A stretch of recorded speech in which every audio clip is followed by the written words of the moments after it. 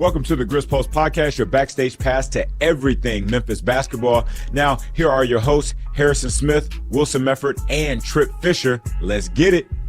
Welcome back to Grizz Pulse here on this second episode. Here we are. I'm here joined with my co-host, Wilson Mefford, and co-host Trip Fisher down at the bottom. Big Trip down at the bottom. On this edition of Grizz Pulse, we're going to be going over the last brutal week of Grizzlies basketball. Then we're going to jump into kind of some interesting questions I'm going to ask these two guys. And then right at the end, we're going to start looking into the next week. So let's go ahead and get started. So we played 4 games this week. Went a smooth 0-4 against the Knicks, Celtics. Then we played the Cavs and Spurs. Started off the week horribly. They kind of had some better games on the last 2 games. So first game against the Knicks, what were y'all's kind of impressions on that game? I think we just couldn't do anything like stopping them defensively. I think, and also we had 22 turnovers, so we couldn't get anything offensively. Ja played pretty bad, and we just can't have that from our best player. So Yeah. I think that really screwed us. Yeah. Yeah. I mean, if you go look at like the first half, they scored like 40 plus in the first 2 quarters. It was a blowout at half. I think the fourth quarter, they kind of took their foot off the gas. So, we lost by 13. It looks closer than it was. I mean, this was never a game that was in doubt. Like the Knicks kind of just swept it with us. And yeah, this was kind of when we're still looking at Ja. Like, obviously he's out now, but like, he just didn't manage to string together a good game, in either of these. Yeah, so. Yeah, I completely agree. I don't know how you're not motivated going into the Garden, but, it kind of happened. Now let's look at the Celtics game. You lost this game big. You honestly, there wasn't a second of this game where you were like, okay, you got a shot, but, you got just destroyed. The Grizz shot horribly from the field, and then they got out-rebounded by 17. You're just not going to win basketball games doing that. Yeah. Peyton Pritchard went off, Derek White went off, and Jaylen Brown went off too, 19 points, 6 rebounds, 6 assists. The Grizzlies never had a lead in the game, we were just dominated this game. We didn't have Ja that game. That was a big piece right there. So we had to have some people step up. But yeah, we couldn't get any boards. And we were kind of, not doing too well on defense. Yeah. Which was not very good. Jordan Walsh for the Celtics kind of stepped up for them. He got put in the starting lineup, made a big defensive impact on us, which was not good. Yeah, and both teams were on the second leg of a back-to-back, so Yeah, I was gonna bring that up. Yeah. it was pretty even playing fields, but just the Celtics came out of the gate and wanted it more than we did. We played, I think 6 minutes into the first quarter, it was competitive, but then after that, they just took it away. Yeah. Then let's jump down to the Cavs game. I hate to take moral victories, but this game was probably one of those games. Edey came back. That was big. He came back probably a little earlier. He played well too. Yeah. People were kind of expecting either late November or early December. So it was big to get him back where we did. Yeah. And also this, for 3 quarters, the Grizzlies just dominated. Oh yeah. Yeah. I was nervous about my hair. I thought I was going to have to split my hair. Trip might have been shaving his head. If you tuned in to last week's episode. But, okay, so Ja went out 7 minutes into this game. And I don't know about y'all, but the 7 minutes that he was playing, he looked good. He looked like he found his energy again and everything. But then Grizzlies fashion, right when you might think you have a little something, he goes down. But, Yeah. as we looked at the rest of that game, you just see how much Edey just impacts the game. It sucks that you're having to get that much out of a second-year player, but, that's kind of the state of the Grizzlies right now. And he looked awesome, especially this game. And he also looked pretty good in this first game.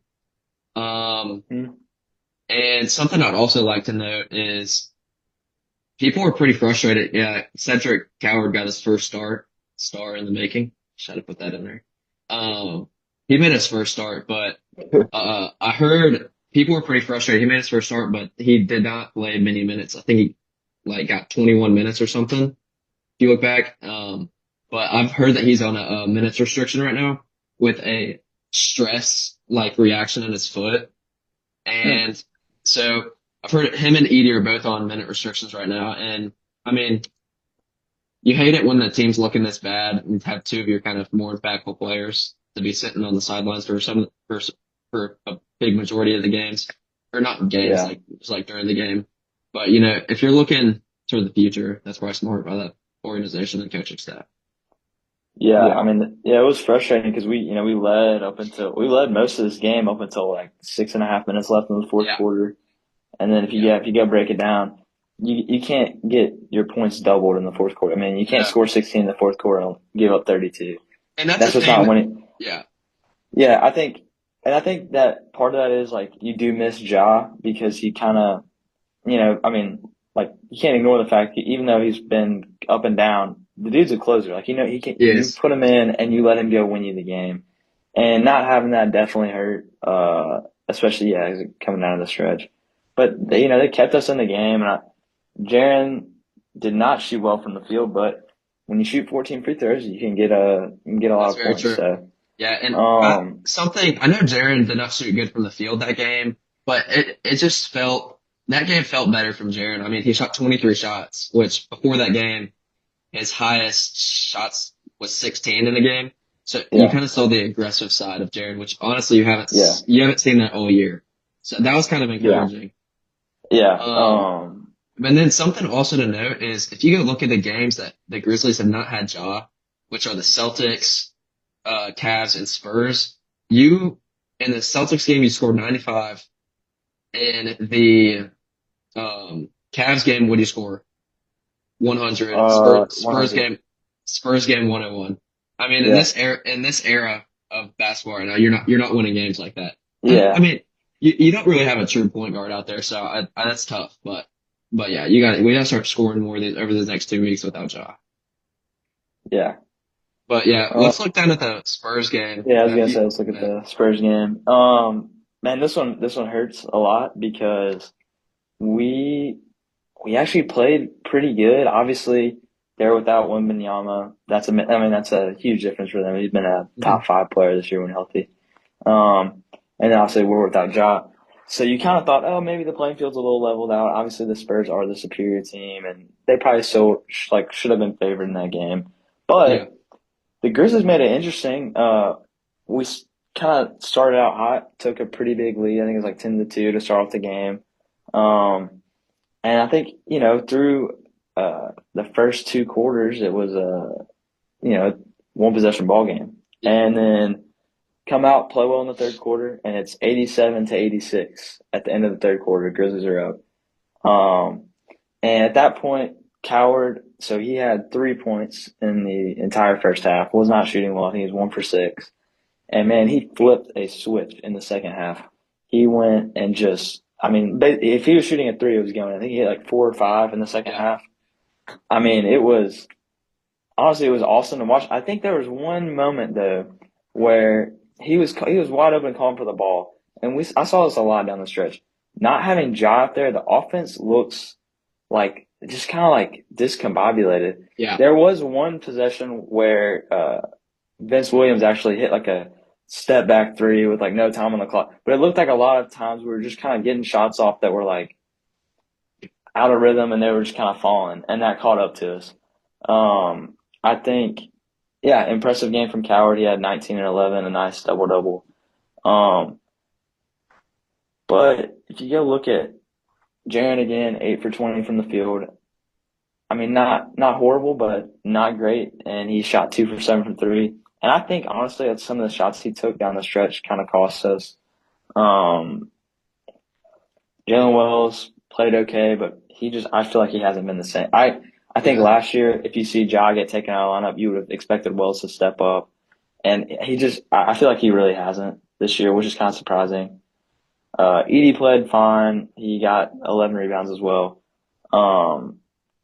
But I think a big thing for me in this game, how do you let Harrison Barnes go win the game for the Spurs, right? Yeah, that was If stupid. De'Aaron Fox goes and wins the game, Tip it's your cap. understandable. Yeah. Yeah. And he played well. He had a good second half, but it wasn't him, right? We were up with like 4.5 minutes left, I think, or 3.5 minutes left. We were up 101 to 100, and we did not score for the rest of the game. They went on an 11-0 run. Harrison Barnes himself went on a 9-0 run, and Harrison, you told me earlier who was guarding him. It Jaren, was Jaren. when the first 2 buckets he scored, Jaren was on him, and then the last 3, Jaren technically wasn't on him. But yeah, I mean, you got to be, I mean, defensive player of the year. I mean, you can't let that happen down the stretch. And this would have been a big win for us too, right? But just another one that you kind of let slip away. If you win the Cavs game, if you win the Spurs game, I think we're coming in here looking. We're happy with the result of the past 4 games, but going and losing both of them in that kind of way, like I don't know, man. I don't know what this team's ceiling is, and I think we've seen their floor. We've definitely seen their floor, and Yeah. it's tough when you're down. I mean, you came into the season with 4 point guards with Ja, Jerome, Pippen, and Small, and none of those guys are playing right now. And it's actually, I mean, I will say Cam Spencer he played well. I forgot to mention him. He played really well last night. He kind of stepped up. I think my favorite play was he knocked the ball away from Kelly Olynyk in I think it was the fourth quarter. And dude ran all the way down the entire length of the court, dove for it, didn't get it, but he knocked Kelly Olynyk down. Yeah. And I was just like, that's the kind of hustle plays that the Grizzlies need at a time when you don't have your star player. Yeah, I completely agree. But yeah, it's been rough. And something about the point guards that's really been interesting. It's none of those guys came into the season with those injuries. Like all 4 of those guys came into training camp fully healthy. So you're getting it's Grizzlies basketball. You're gonna get unlucky a little bit, you know. Yeah. But let's go ahead and jump over to our second segment and talk about kind of just things going on the team. But first, let's just talk about Zach Edey's return and what he brings to this team. Yeah.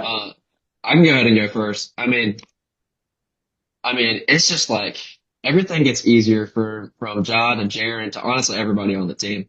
But specifically with your 2 stars, I mean, you saw Ja in that 7 minutes that they had together. I mean, it's just brought like a new energy. He's getting easy shots. I mean, it feels like, yes, Edey's in the paint and it kind of clogs the paint a little bit, but it just seems like Ja gets so many much better looks than he usually does. And then from Jaren, it's just like, I mean, he got 2 bigs that can really hurt you inside on Jaren and Edey. It's like, okay, if you want to go throw your 5 on Jaren, well, then that's easy pickings for Edey down there. And then if you want to put your center on Edey, I mean, you got a mismatch with Jaren there. And Jaren's one of the best one-on-one scorers in the NBA. I mean, it's a big mismatch. Yeah. Yeah, I think bringing him back in, it's definitely gonna allow us to do. I mean, obviously that's kind of Isola's whole offense is predicated on those like pick and rolls, screen and rolls, off ball kind of movement stuff. And I think bringing in what is he 7'4", something like that. 7'4", 290. One of the heaviest and tallest players in the league. Definitely it gives you that advantage. He'll go get rebounds for you even on a night where he's not shooting well.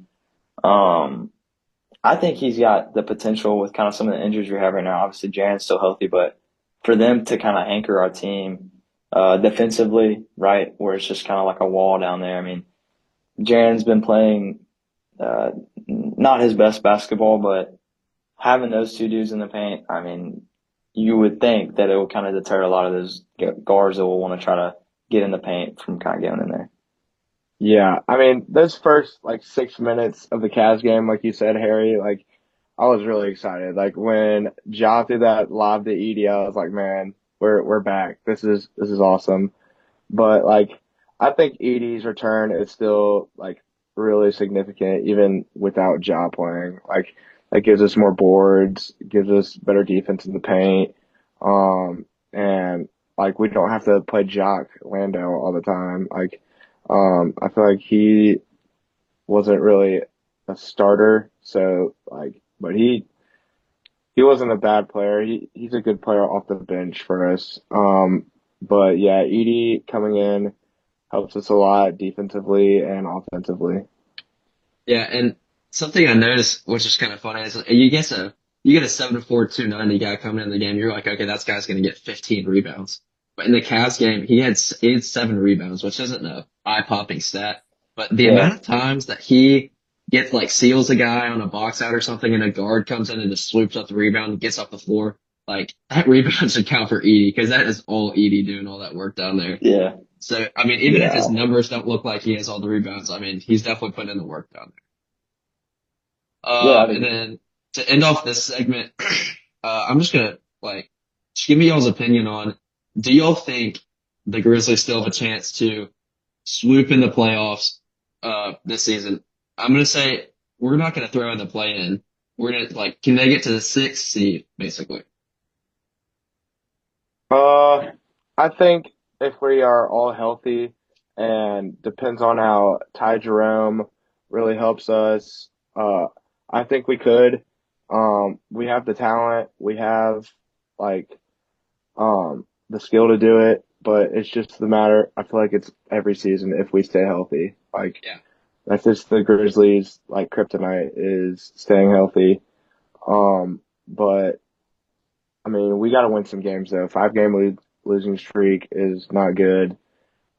This Kings game will really determine how this season could really look because I think we're a better team than them, even with Ja out. But yeah, I feel like that could really determine how the rest of the season looks. yeah.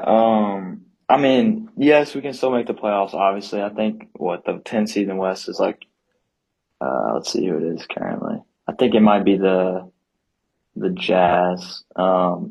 Anyway, I mean, they're like 1 or 2 games ahead of us. Obviously, the playoffs aren't out of reach, but I think what's going to be big for this team is I don't know that, especially with Ja out, there's probably not going to be a ton of teams that we're playing that we're necessarily more talented than or have the more skilled guys than.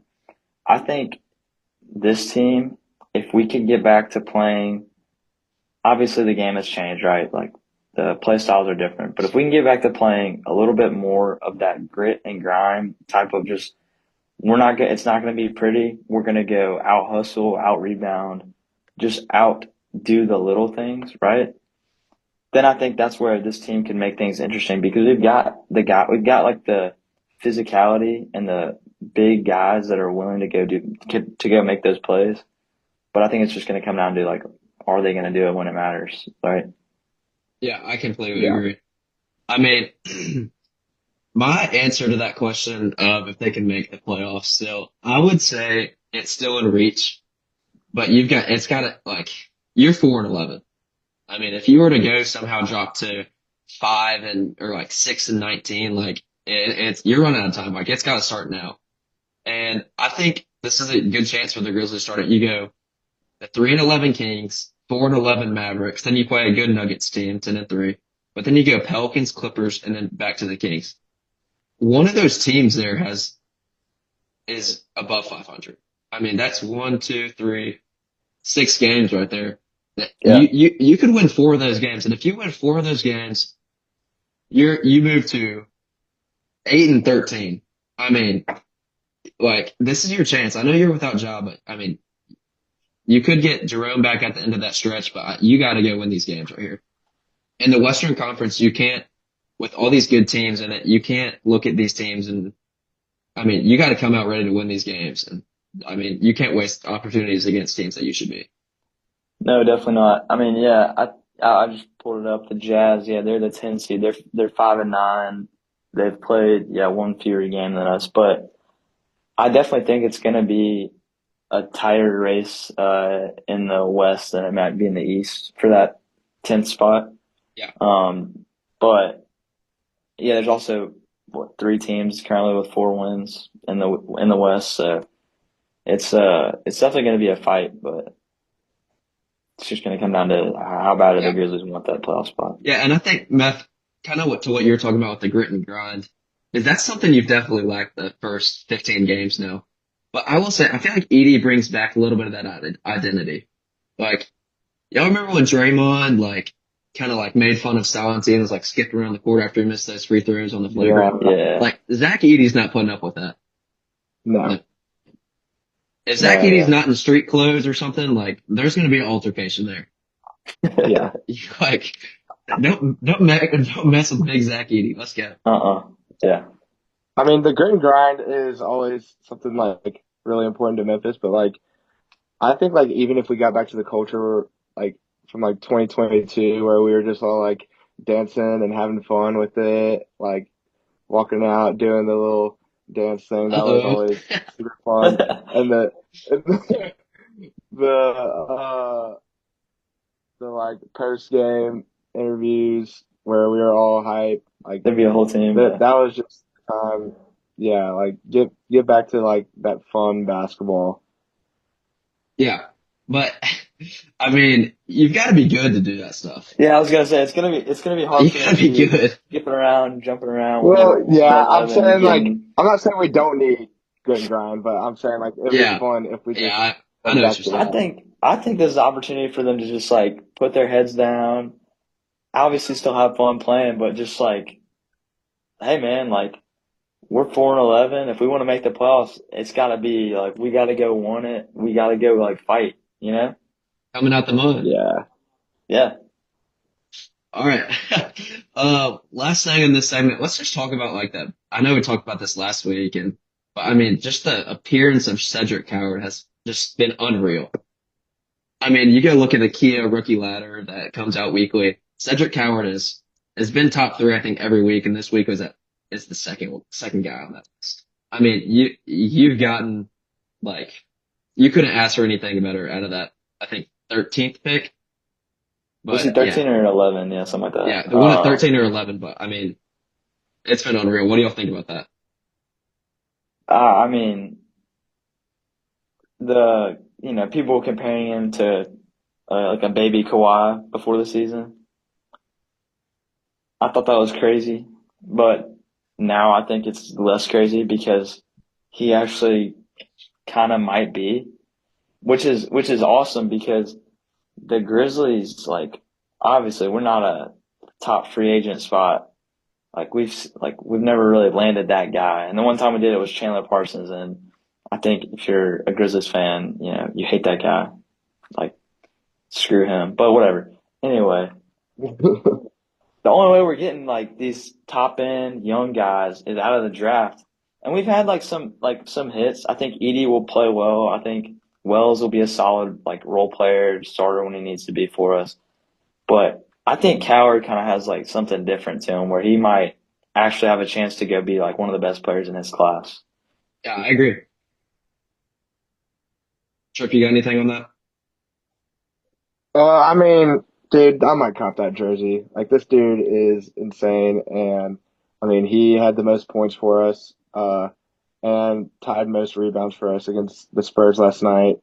But like putting him in the starting lineup, I think uh that was a good choice. Like I feel like he really got the skill for it, and he's like getting more points for us on the starting lineup, and he's just really good defensively, like you said, mini Kawhi.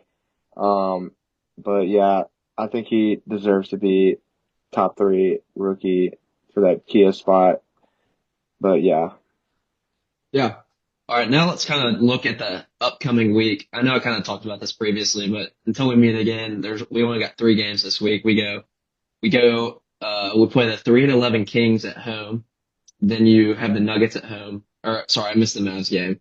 The Mavs game's at the Mavs, right? Mm-hmm. So Yes. you go to the 4-11 Mavs, and then the 10-3 Nuggets come to you. Um, I mean, if you go 2-3, that's a dub. Honestly, you got to win two of these games. Yeah, I mean, I think, yeah, Kings and Mavs. The Kings have kind of the old head squad. They try to do the same thing. They're honestly just like a retooled version of the Bulls, right? With Levine and DeRozan, and then throwing Sabonis. And like they're, obviously it didn't work out. I don't know what that organization future is going to look like, but they're in a worse spot than we are, I think. Mhm. Sabonis is out for the game. I think we're recording this on Wednesday, so I think he's going to be out for the game tonight. There's a chance he may still be out when we play them. I don't know how high of a chance that is, but if he doesn't play, I think losing this game would be just an embarrassment. I agree. Yeah. The Mavs, I mean, again, we've already beaten that team this year. Obviously, we had Ja when we played them earlier, but another team where, hey, look at them. We're doing. I like where we're at more than I like where they're at. They've I got agree. guys that you can't get rid of, like AD and Kyrie, on these contracts, like who aren't even playing for them. Hopefully, AD is not back when we play them. I don't think he will be, but I mean, you should win both of those games pretty handily. Yeah. Yeah, I agree. The Kings will be coming off a back-to-back, so that's definitely a game that you could probably catch a team right there that, if you jump out early on them, they might kind of give up the second half, and you could Yeah. definitely catch the Kings right there. And then the Mavs have been playing a little bit better basketball since when we've seen them. They've played a couple closer games, and their Cooper Flagg's kind of started to look like the number one pick. I mean, not completely, but he started to look a little bit Yeah, better. started playing better. He is injured. I'm not. He is? I Okay. think I don't know how severe it is. I'll see if I can pull that up. So he is currently day to day. Okay. So they're more than like with a illness. Okay, this is an illness, so he should be, unless it's something serious. Yeah. I think he'll probably play this. But um, yeah, Yeah, and then you play the final game of the week that we have is the Nuggets on Monday night yeah, at home. Nikola Jokic is playing his best basketball he's played, which is crazy. I mean, every single year you're he like, this guy's yeah. unreal, but he just keeps getting Yeah. better. It's crazy. He is, yeah, he's currently leading them in pretty much every statistic except for blocks right now. I think he leads them in points, rebounds, assists, and steals. So, I mean, no guy means more to their team. I mean, you can make the argument for Shea, especially because they're winning without Jalen Williams right now. But I don't think any guy means more to their team than Jokic means to the Nuggets and their success. Yeah, and I'm looking at, I think Christian Braun is out until mid-January, so you'll be catching them without him, but that's a fairly healthy Nuggets team.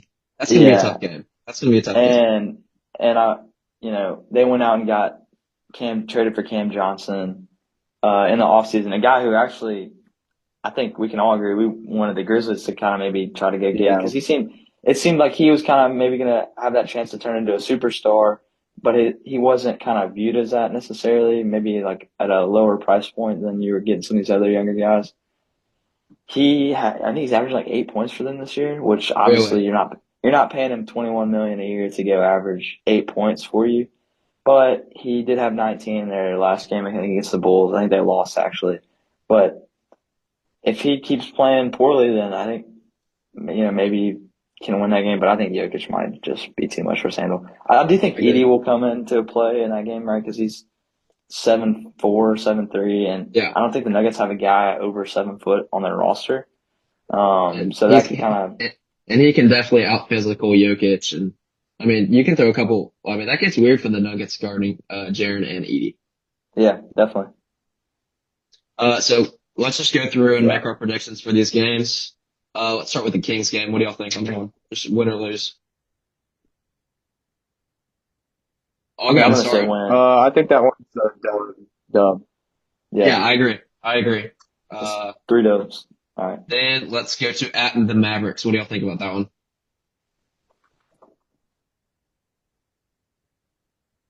I think that one is a dub. It for sure if AD doesn't play. If he does, I think it'll be a closer game, but I think we still get the dub. Yeah. Yeah. What was that? I think I think it'll be a close game. I think it'll be one where we'll have to kind of go out and finish the game in the fourth quarter like we've been unable to do. I think I think we should be able to go get that win. I think, we should be I think we should be rolling into the Nuggets game on a 2-game winning streak. And you guys are being unprofessional right now, but it's cool. So I think, we win that Nuggets game. We're on a 3-game winning streak. I think that'll be awesome. So. Wow, you think we're gonna go all three? Yeah. No, I'm saying if we win those 2 games, right, we have a chance to go on a 3-game winning streak. Yeah. Okay. Yeah. Fair. Yeah, I think the Mavericks game is going to be a competitive game. I think both teams will be going in kind of shorthanded, but I think that's one of the games that you got to find ways to win these games. Yeah. Before it gets too late, and then the Nuggets game, I'm gonna say lose on that game. You're not stopping Jokic. Yeah. What did he drop the other day? Like 55? Yeah, or like 52 or something, somewhere in there. Yeah, he's playing some good ball right now. I think that one's a loss. I think we're gonna win. Wow. Okay. You want to shave your head on that one? Matt's shaving his head. Let's go. I'm not stepping not against the Nuggets. Nah. But I think maybe there's a chance that they'll rest Jokic. Maybe. All right, and then just to end off right here, before we have to say goodbye to all the Grizz Pulse listeners, what's gonna have Pulsers. the Grizz Pulsers.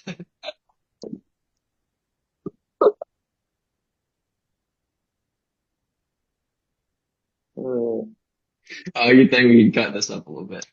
All right, now upcoming for the last segment of the day, we're gonna have the Grizz Pulse Player of the Week. Let's start with you, Meth. Who do you think is gonna be the Grizz Pulse Player of the Week? Go ahead and give me Zach Edey. I think his contributions on the glass and on the offensive end, kind of opening things up for our guys. I think that's gonna be felt. I think that he's the reason we're gonna go 3-0 over these next 3 games, just because of Zach Edey just balling out. Yeah, Trick. What do you think? I think it's got to be Jaren. I mean, he hasn't played very good these past couple games, but I think with Ja being out, he kind of has to step up. I mean, we're paying him a ton of money, and he's the best player on our roster, with Ja out, so he's got to step up. Yeah, I'll go after that super boring answer. Let's just take the star of the team, but that's fine. Yeah, sure. For my Grizz Pulse Player of the Week, I'm gonna take Coward. I mean, no one's stopping this rookie right now. I mean, he's playing good. He's been a stat patter. I mean, even if he's not having the most efficient night scoring the ball, he's gonna affect the game somewhere else. So that's my Grizz Pulse Player of the Week. Thank you guys for tuning in. We'll be back next Wednesdays. We're gonna start posting every Wednesdays, and we'll see y'all then. See ya. Yep. Thank you for tuning in to the Grizz Pulse podcast. If you enjoyed it, make sure to follow, drop us a rating, and tap that follow on all the socials. We appreciate you rocking with us. Catch you on the next episode.